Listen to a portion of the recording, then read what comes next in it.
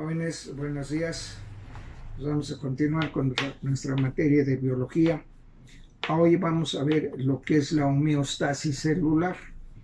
¿Qué es la homeostasis celular? Ya lo hemos comentado, es el equilibrio de todas y cada una de las células.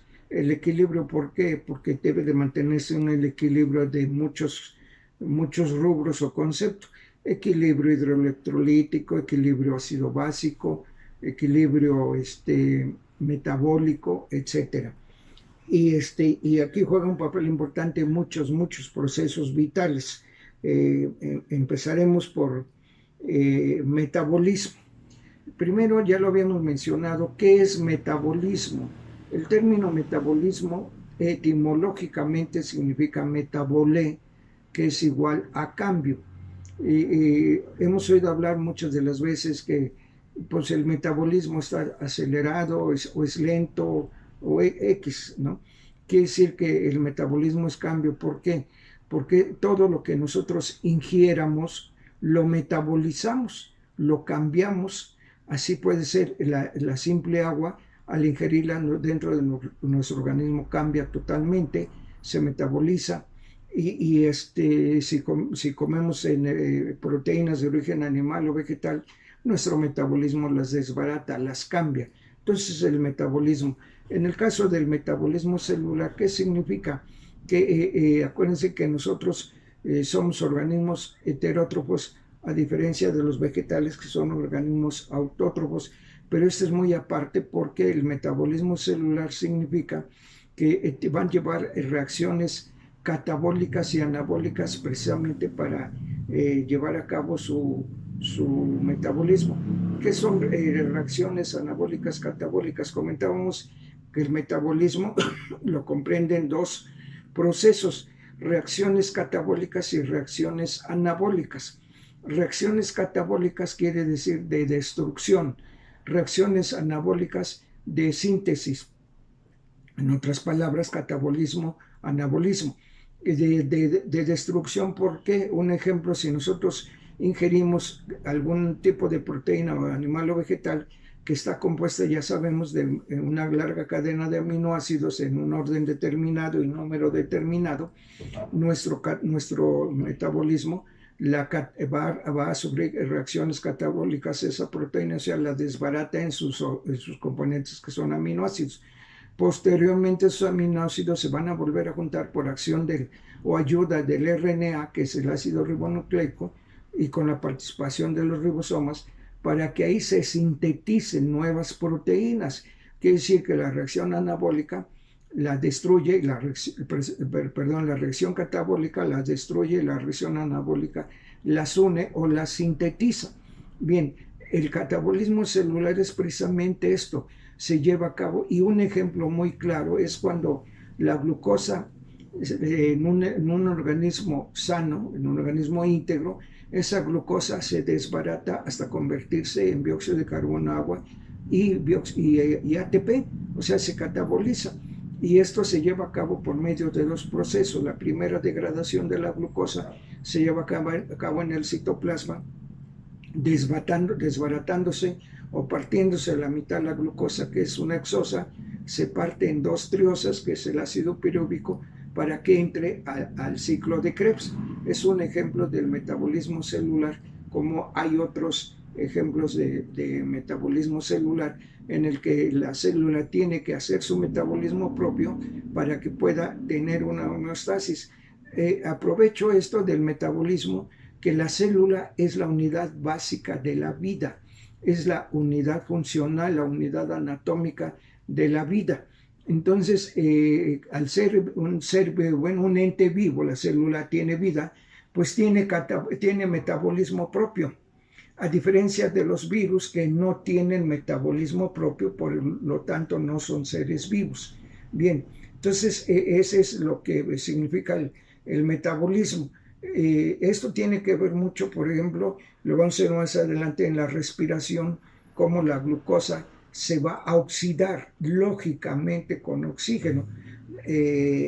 Parece mentira que a esta altura ustedes no sepan qué significa oxidar, ¿sí? Pero bueno, el término oxidar es agregar oxígeno, pero eso lo vamos a ver en el proceso respiratorio. Pero también la glucosa se oxida para formar agua, dióxido de carbono y ATP. Entonces, toda la formación de ATP también se lleva a cabo por el metabolismo celular, ya que la célula glucosa, al metabolizarse, se forma dióxido de carbono como un gas venenoso que debe ser expulsado fuera de la célula y este dióxido de carbono precisamente es producto del metabolismo celular. Entonces, el metabolismo es una parte de la homeostasis celular que infiere mucho en la captación de nutrientes por parte de la célula.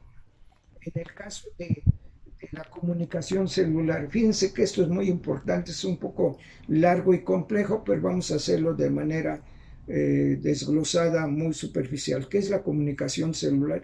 Aparentemente, cuando hay células unas con otras y células alejadas de los órganos, por ejemplo, las células del páncreas están muy alejadas, muy independientes de las células cerebrales, muy independientes de las células sanguíneas, pero en cambio hay una comunicación y esto ha servido como punto de partida para una investigación para la elaboración de ciertos medicamentos que no sean nocivos para las células. Ejemplo, la célula al dividirse, al llevar a cabo su reproducción, pues se lleva a cabo varios procesos y esta reproducción celular está determinada también por el ADN que contienen las células para que se lleve a cabo la formación de dos células hijas idénticas. Bien, en este caso de la comunicación celular se ha demostrado por medio de métodos científicos avanzados que las células se comunican entre sí y con otras que están sumamente alejadas. Ejemplo, cuando esta homeostasis se pierde, aparece la patología o dicen los autores una serie de padecimientos. Ejemplo, la diabetes es un padecimiento que se origina precisamente por alteración del metabolismo de los hidratos de carbono. Entonces las células mandan señales en las que pues, la célula está bien o está sufriendo algunas alteraciones. Y esas alteraciones tienen muchos factores. Ejemplo, si la célula capta más agua de la que necesita por alguna alteración de la membrana, la célula se hincha y explota, se muere. Lo mismo, el equilibrio ácido básico no debe de tener una acidez elevada, tampoco una alcalinidad baja o elevada. Debe de mantenerse en total equilibrio y esto es precisamente por sus reacciones metabólicas y funcionales de todo el conjunto celular. Bien, eso es en lo que toca la comunicación de las células y vamos a ver algunos otros conceptos como es la respiración. Las células respiran precisamente y si nosotros hablamos de respiración, quiere decir que nosotros necesitamos oxígeno, las células también. Esto también es muy amplio, lo vamos a desglosar, hacer una síntesis de lo que es la respiración celular. La respiración celular es precisamente la oxidación de la glucosa. La oxidación de la glucosa precisamente para que se haga un metabolismo adecuado. Lógicamente, al hablar de respiración, hablamos de respiración aeróbica, que dice que necesitamos aire en donde está contenido el oxígeno. La mayoría de las células de todos los organismos vivos que habitamos en nuestro planeta, todos, la mayoría tenemos respiración aeróbica, quiere decir que oxidamos la glucosa con oxígeno. Esta respiración aeróbica nada tiene que ver con los pulmones, sino es oxidar a la glucosa. Hay organismos que no requieren de oxígeno para sobrevivir. A este tipo de respiración se llama respiración anaeróbica. Al oxidarse la glucosa se forma una cantidad determinada de ATP. Cuando se oxida la glucosa sin oxígeno. ¿Y cómo se hace esto? Perdiendo electrones, perdiendo dióxido de carbono, perdiendo agua, perdiendo hidrógenos, y esto es oxidar a la glucosa por este medio, y también se forma ATP, pero en muy mínima cantidad. De ahí la importancia del oxígeno, pero te les digo, esto es muy amplio porque hay organismos como las bacterias, hay bacterias, no todas, hay bacterias anaerobias, quiere decir que no requieren oxígeno. El término a significa privativas, anaerobias, no requieren de aire. Y estas bacterias anaerobias, en el caso de los seres vivos, muy específicamente en el caso de los seres humanos, cuando llegan a padecer la diabetes, generalmente tienen problemas de circulación, quiere decir que se obstruyen los capilares, ya no transportan oxígeno a las células en una forma adecuada, y una célula sin oxígeno se muere, se necrosa, se echa a perder. Y por eso habla la gente de la gangrena, que es muy frecuente, todavía se ve a lo mejor con alta incidencia, aunque ya es menos, porque vuelvo a repetir, ya la diabetes en este momento ya no es problema de salud. Sí es problema de salud, me refiero a su tratamiento, ya no hay problema para que se traten adecuadamente, pero la diabetes mal controlada es una enfermedad mortal y en una forma totalmente dramática. Si las arterias se obstruyen por alguna razón, ya no lleva oxígeno y las células se necrosan y aparece lo que la gente le llaman gangrena, que es la necrosis tisular, que es decir que los tejidos no es el término correcto. El término correcto se necrosan. La gente le llama es que se pudrió la carne de la pierna, generalmente los miembros superiores. ¿Por qué? Porque no les llevó oxígeno y se mueren. Y esa muerte celular y tisular va avanzando rápidamente. De ahí que muchas gentes lo correcto sería amputar esa extremidad que ya tiene gangrena. Para esto hay que tener cuidado de que el nivel de glucosa en sangre sea el óptimo, sea lo adecuado, sea lo mínimo que se pueda. Pero en este caso de la necrosis tisular, les decía, se da con mucha frecuencia en los miembros inferiores, o sea, en las piernas. Es muy raro ver que hay necrosis en las extremidades superiores, como son los brazos. Ahí casi no se ve porque en los miembros inferiores pues le cuesta más trabajo la circulación de retorno. Por eso es que aparecen úlceras varicosas. ¿Qué quiere decir úlceras varicosas? Precisamente por alteración producida por las varices. Las varices no es más que un prolapso del sistema venoso, que pues eso ya es otra cosa, pero juega un papel importante la concentración de glucosa en sangre. De ahí que es importante mantener en límites normales este carbohidrato. Entonces es importante que nosotros sepamos que la respiración aerobia es los organismos que necesitamos oxígeno, la anaerobia las que no necesitan oxígeno. Y les decía, cuando una herida en un paciente diabético mal controlado, dicen es que no le cierra porque no le llega suficiente oxígeno, y en ese momento proliferan a gran escala las células anaerobias porque no necesitan oxígeno y ahí están presentes y se multiplican, complicando más el proceso infeccioso.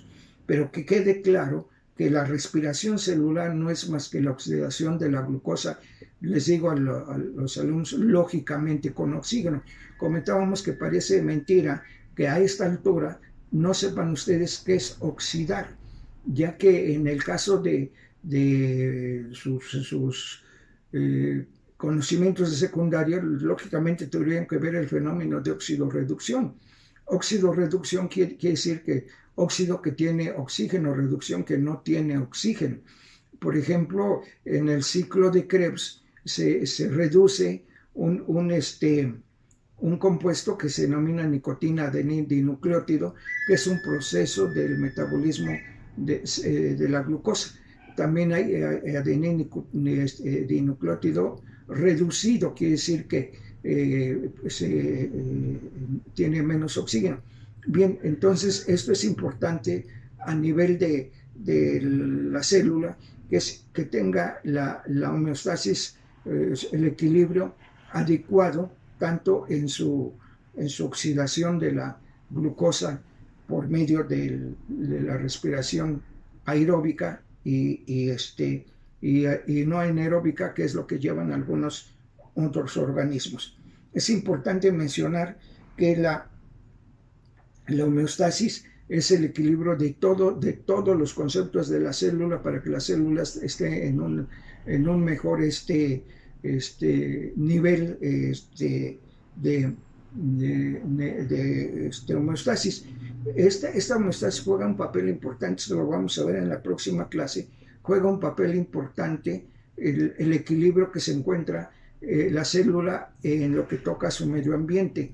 ¿Qué quiere decir esto? Que el medio interno de la célula, el medio interno celular, es totalmente diferente al medio externo extracelular, ya que si hablamos de comportamientos en lo que forma parte de los sistemas, por ejemplo, el ser vivo, en este caso el ser humano, tenemos dentro de nuestro organismo 3 compartimientos que son totalmente diferentes para mantener la homeostasis, ya no tanto celular, sino del organismo propio.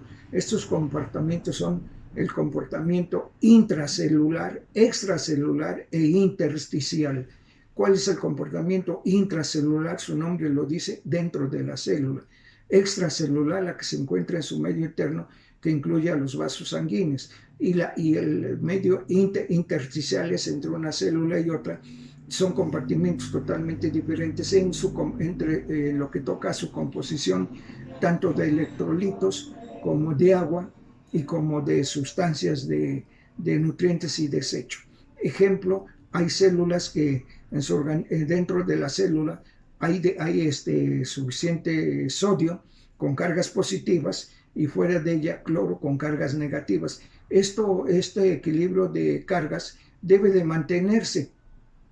Es un equilibrio energético y cuando se altere este equilibrio energético, ya sea que salgan más cargas positivas al exterior o entren más cargas al interior, se rompe el equilibrio energético y aparecen las patologías. Esta alteración del medio interno y externo en lo que toca la energía se denomina potencial de membrana. Esto es importante porque se ve a nivel de muchos conceptos disciplinares ya de lo que toca la enseñanza superior.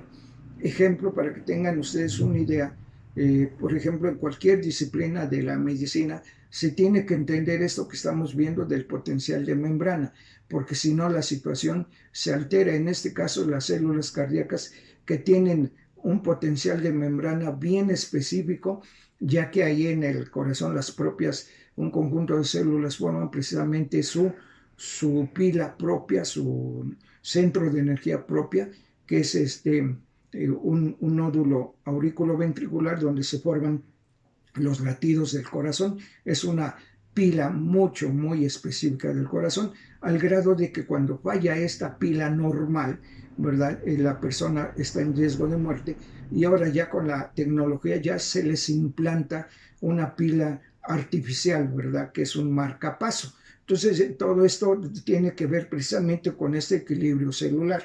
Bien, jóvenes, la próxima clase vamos a ver ya lo que es el transporte celular. Esto es importante, ya lo hemos explicado, vamos a hacer hincapié más en este tema. Jóvenes, si hay alguna duda o comentario, por favor háganmelo llegar para que tengamos ya esa oportunidad de aclarar esas posibles dudas. Si no hay otra cosa, jóvenes, pues les agradezco. Que tengan un excelente día y nos vemos en la próxima clase. Gracias, jóvenes.